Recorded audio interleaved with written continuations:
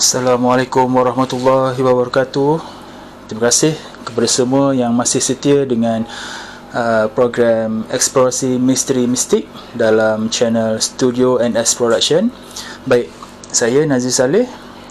Saya dalam rumah, disebabkan oleh perintah kawalan pergerakan yang dikenakan oleh kerajaan kepada rakyat Malaysia.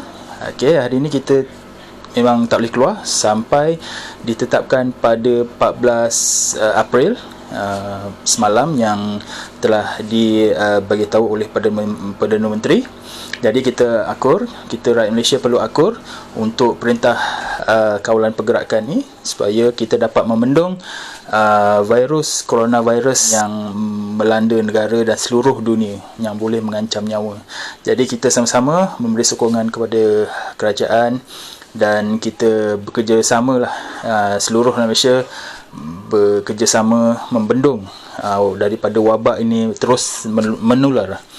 Jadi hari ini saya akan memberikan pencerahan berkenaan seorang puteri yang kata orang tu kurang didendangkan, tapi ada setengah orang tahu dan ada setengah tak tahu. Jadi saya akan menceritakan berkenaan seorang puteri yang bernama Wali Nongsari yang popular di negeri Pahang, dan ada juga lagu daripada Datuk Siti Nurhaliza menyanyikan lagu berkenaan Wali Nongsari, ada lagunya. Kisah ini berkaitan dengan seorang puteri, anak kepada Bendahara Paduka Raja pemerintah di negeri Pahang, yang ketika itu adalah negeri Pahang dalam jajahan negeri Melaka. Jadi Bendahara Paduka Raja merupakan seorang wakil raja dari Melaka untuk memerintah di negeri Pahang. Jadi kisahnya, nama sebenar Wali Nongsari adalah Puteri Wanangsari, itu nama sebenarnya, Puteri Wanangsari. Beliau tak pandai nak berhias, tak pandai untuk cantik-cantik macam perempuan lain, tak lemah lembut, dia berperwatakan kasar, tapi wajahnya cantik. Itu satu kelebihan pada dirinya. Dia seorang yang cantik dan rupawan. Jadi dia juga berminat dalam belaga ayam. Jadi minat dia lebih pada lelaki lah. Dia bukan macam perempuan biasa, perempuan-perempuan Melayu yang biasa lemah lembut kan. Jadi dia kelebihannya dia cantik. Jadi dia pandai berpencak silat, dia pandai dalam silat gayung, dan juga pandai bermain senjata seperti keris dengan tombak. Jadi Puteri Wanangsari ni disebabkan kepribadiannya yang kasar ni tu, jadi susahlah dia nak dapat jodoh kan. Jadi ayah dia, Bendahara Paduka Raja, mengadakan satu sayembara silat. Jadi syaratnya siapa yang dapat mengalahkan Wali Nongsari ni, ataupun Puteri Wanangsari ni, siapa yang dapat kalahkan, dialah yang dipilih sebagai suami kepada Wanangsari ni.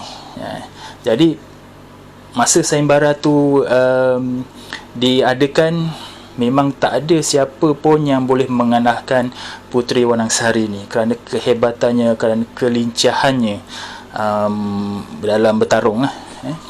Jadi berita berkenaan Wanangsari ni sampai ke telinga Sultan Melaka. Jadi Sultan Melaka menghantar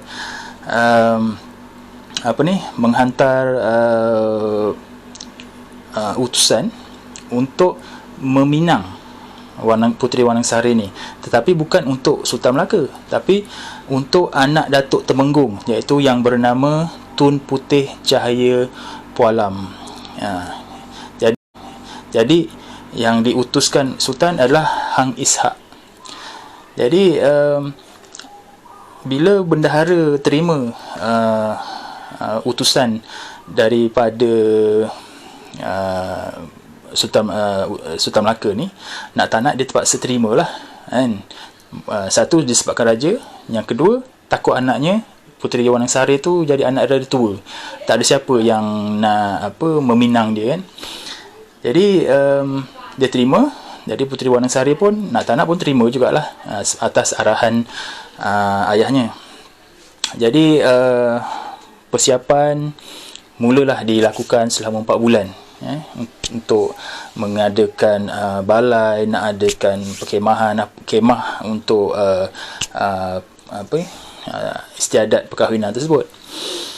Jadi satu hari tu dalam persiapan tu, inang bagi istana yang menjaga Puteri Wanangsari ni mohon untuk ke pekan untuk membeli barang-barang persiapan untuk perkahwinan. Jadi Wanangsari pun nak ikut sekali lah untuk memberi barang-barang persiapan tu. Jadi adalah rombongan tu untuk ke pekan untuk beli barang-barang persiapan perkahwinan ni. Jadi dalam perjalanan tu rombongan ni singgah ke satu tempat kolam ni untuk rehat lah. Jadi masa rehat tu seorang lelaki yang bernama Raja Mambang Segara ni, dia ternampak rombongan ni. Jadi Raja Mambang ni nak tahulah siapa kan. Jadi dia tengok dari jauh, oh ini rombongan dari istana kan. Jadi dia nak tahu kenapa rombongan istana ni nak ke mana kan. Dan dia pun tahu mungkin itu Puteri Wanangsari kan. Jadi dia nak tahu apa dia orang nak buat kan, nak pergi mana. Jadi Putera Mambang ni, Raja Mambang ni, dia berubah menjadi burung. Berubah jadi burung merpati. Jadi dia terbang terus hinggap dekat kawasan sekitar Puteri Wanang dan Inang dan para pengawal tu berada. Jadi bila Inang tu nampak burung merpati yang cantik ni, dia terus tangkap lah kan, tangkap dan beri pada Wanangsari. Tapi Wanangsari rasa berdebar-debar sebab dia rasa macam lelaki yang melihat dia, bukan seekor burung. Tapi dia jadi persoalan lah, sama ada betul ke burung ni melihat aku atau ada orang lain yang melihat aku. Jadi tapi dia abaikan lah perasaan tu. Jadi dia pegang burung tu, dia usap-usap. Jadi dah lama dia dah berehat kat kawasan kolam tu. Jadi dia tinggalkanlah burung tu sebab dia tak suka mengkurung haiwan. Jadi dia lepaskan. Jadi bila rombongan tu dah bergerak menuju ke pekan, si Mambang ni yang berubah jadi burung ni baru tahu sebenarnya dalam perbualan Puteri dengan Inang tu, mereka nak ke pekan, nak beri barang persiapan untuk perkahwinan. Jadi lepas rombongan tu pergi, Mambang ni terus ikutlah dari belakang kan. Jadi burung terbang sampai ke Pahang. Jadi sampai ke Pahang tu, Mambang tu berubah menjadi seorang lelaki muda yang buruk. Jadi masa Puteri Wanangsari ni sibuk-sibuk tengah cari barang, pilih-pilih barang, tengok-tengok barang. Jadi dia datang rapat dan dia lelaki yang comot ni, dia bagi hadiah lah. Dia bagi hadiah berupa satu talam. Satu talam ni macam dulang lah kan. Tapi talam tu pembuatannya sangat cantik, sangat menarik. Jadi Puteri Wanang ni terimalah sebab orang dah bagi hadiah, jadi terimalah. Jadi bila Puteri Wanang ni balik, malam tu dia tak boleh tidur. Malam tak boleh tidur sebab terbayangkan lelaki yang comot ni. Jadi besoknya dia pergi lagi ke pekan, jumpa lagi lelaki yang comot ni. Hari tu dia, yang kali kedua ni lelaki comok ni hadiahkan sekaki payung berwarna kuning. Jadi Puteri Wanang pun terima juga. Lepas tu hari ketiga dia pergi lagi ke pekan, jumpa lagi. Kali ni lelaki yang comok ni hadiahkan sekuntum bunga melo. Dia hadiahkan sekuntum bunga melo. Jadi hari ketiga itulah baru Puteri Wanang Sari ni tanya lelaki ni, awak pandai bersilat ke? Kata lelaki comok ni, dia kata pandailah sikit-sikit. Lepas tu dia kata Puteri Wanang ajak dia, nak tak kalau bertarung dalam sayembara silat. Jadi kalau jadi lelaki comok tu kata kalau dah berhajat apa salahnya. Jadi hari yang untuk pertarungan dalam sayembara silat tu dah ditetapkan. Dan semua rakyat datang menonton. Dalam pertarungan tu sangat hebat. Masing-masing melepaskan jurus masing-masing, melepaskan tumbukan, elak apa semua kan. Tapi Wanang Sari ni sebenarnya hampir tertewas sebab lelaki comok ni dia hebat lah kan? Hebat. Jadi masa-masa Wanang Sari dia nak kalah ni, dia buka. Masa melawan tu dia tutup muka dia. Jadi masa nak kalah tu dia buka kain yang menutup muka dia tu. Lelaki comok tu terus pengsan. Terlalu takjub dengan kecantikan wajah Puteri Wanang ni. Jadi masa lelaki tu pengsan, lelaki comok ni pengsan, dia terus berubah menjadi Raja Mambang, berpakaian lengkap seperti raja lah kan, berubah semua. Jadi dalam ketika tu Puteri Wanang terus arahkan dia punya pengawal tu angkat Raja Mambang ni ke istana. Jadi dalam pada yang sama juga, ayah Raja Mambang ni iaitu Raja Laksmana Peteh. Itu ayah kepada Raja Mambang Segara. Jadi Raja Mambang Segara Raja Laksmana Peteh ni dia marah. Kenapa anak dia boleh kalah dengan kecantikan manusia? Jadi pada ketika itu Raja Mambang dah pingsan, sebelahnya Puteri Wanang Sari tu duduk sebelah. Ketika itu berlaku ribut. Ribut peti, kilat sabung menyambung. Jadi Puteri Wanang ni lihat keadaan Raja Mambang ni semakin lama semakin pudar, kemudian hilang terus. Melihat keadaan itu, Puteri Wanang pengsan. Dalam keadaan pengsan tu dia bermimpi. Datang seorang pendeta. Dia katakan, dia memperkenalkan lelaki yang comok ni sebenarnya adalah Raja Mambang, anak kepada Raja Laksmana Peteh, yang berkerajaan di atas puncak Gunung Tahan. Jadi sekiranya kamu kasihi dia atau sayang dia, cinta pada dia, datanglah ke puncak Gunung Tahan. Jadi bila dah dapat mimpi tu terus sedar. Jadi esok harinya kecoh lah kat istana bahawa Puteri Wanang ni hilang. Dan dipercayai Puteri Wanang ni ke Gunung Tahan untuk mencari Raja Mambang. Yang ini cinta sejati dia lah. Jadi setakat itu sahaja yang diceritakan dalam hikayat Puteri Walinong Sari atau Puteri Wanang Sari. Setakat itu saja. Jadi saya nak ceritakan apa yang terjadi selepas itu. Ini yang dapat Puan Ita, akak saya, dapat rungkaikan apa yang selepas itu terjadi. Kebanyakan hikayat yang saya baca di internet apa semua, sampai setakat itu saja hilang, dan kita tak tahu apa yang terjadi pada Puteri Wanang Sari ni kan. Jadi kat sini saya nak terangkan apa yang terjadi sebenarnya kepada Puteri Wanang Sari selepas kehilangan dia di istana. Sebenarnya Puteri Wanang Sari memang betul dia ke puncak Gunung Tahan untuk mencari cinta sejati dia, iaitu Raja Mambang. Jadi masa dalam perjalanan, tapi dia pergi seorang, dia tak ditemani siapa-siapa. Masa dia ke Gunung Tahan tu, memang dia pergi seorang-seorang, dan sampai di puncak Gunung Tahan tu, dia dapat lihat sebuah kerajaan di atas puncak Gunung Tahan. Jadi dia pergi cari Raja Mambang, dan dia jumpa Raja Mambang kat situ.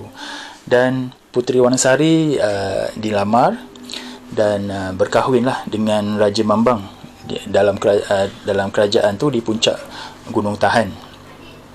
Selepas dia berkahwin, Puteri Wanasari baru sedar bahawa Raja Mambang adalah orang bunian, atau kata orang dulu adalah orang-orang kayangan.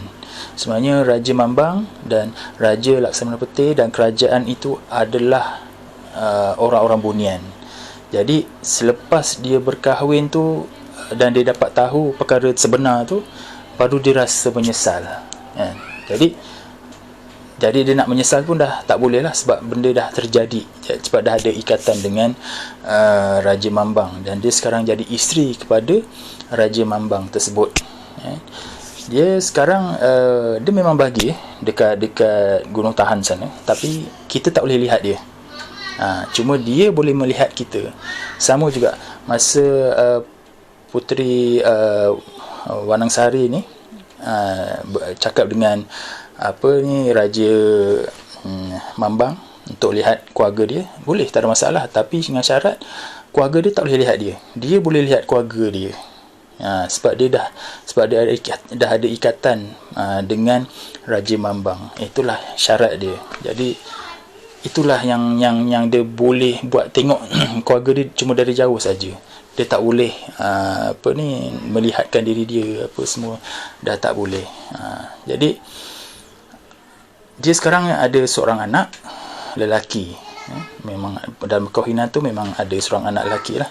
Apa yang kita nak sampaikan sini, ataupun apa yang Puteri Wanasari nak sampaikan ni melalui Puan Nita dan saya sampaikan, jangan terlalu kejar cinta sejati.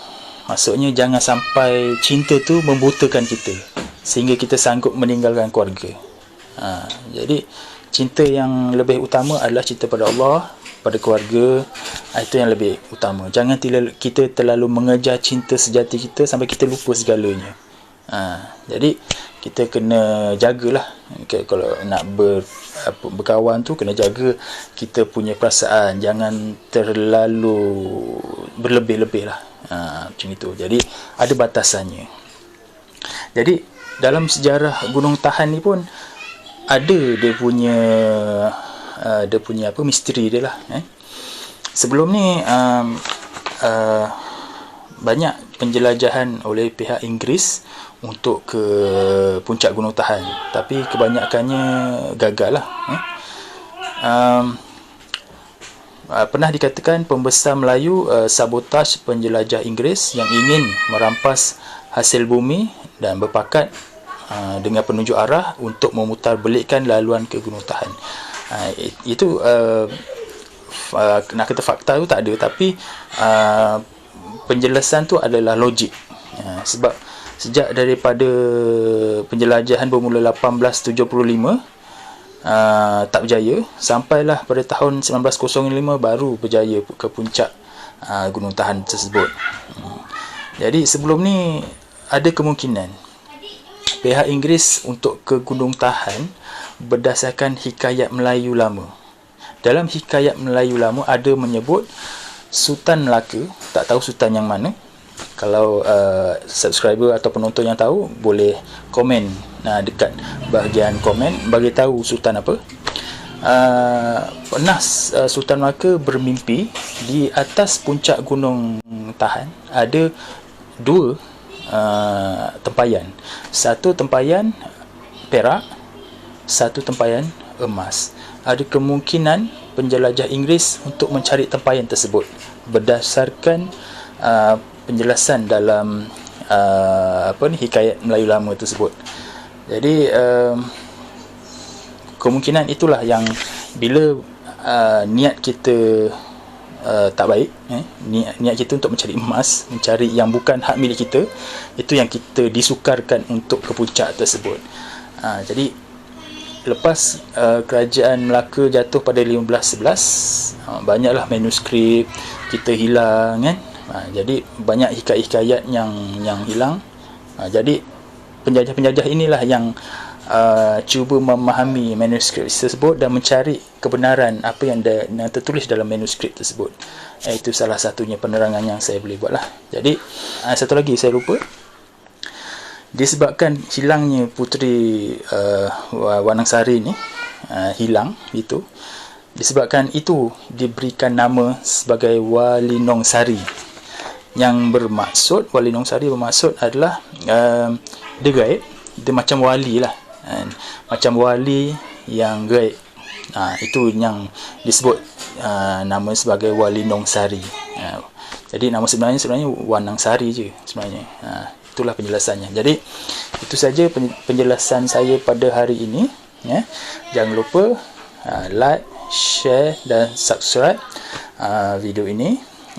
Kepada yang belum subscribe. Kepada yang baru jumpa video ini, jangan lupa subscribe, like, dan share dan komen yang baik-baik, ya. Kalau nak dapatkan maju ni, eksplorasi mistik, jangan lupa baca kat bahagian description di bawah. Saya ada terangkan kat situ cara-cara nak beli. Jadi pembelian ini membantu saya untuk mengumpul dana untuk meneruskan eksplorasi yang akan datang lah, selepas perintah kawalan pergerakan ni tamat lah. Jadi saya akan terus eksplorasi ke lokasi-lokasi yang lebih menarik.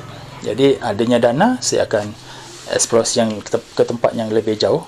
Dan jangan lupa, jangan skip iklan, kerana daripada iklan tersebutlah saya akan dapat sikit bayaran daripada pihak YouTube, dan bayaran itu akan saya jadikan sebagai modal untuk buat eksplorasi yang seterusnya.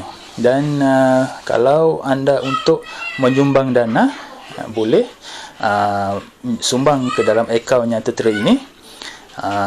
Walaupun sumbangan anda RM10 saja, saya tetap terima dan anggap ia sebagai amanah untuk saya terus buat eksplorasi yang lebih menarik pada masa akan datang.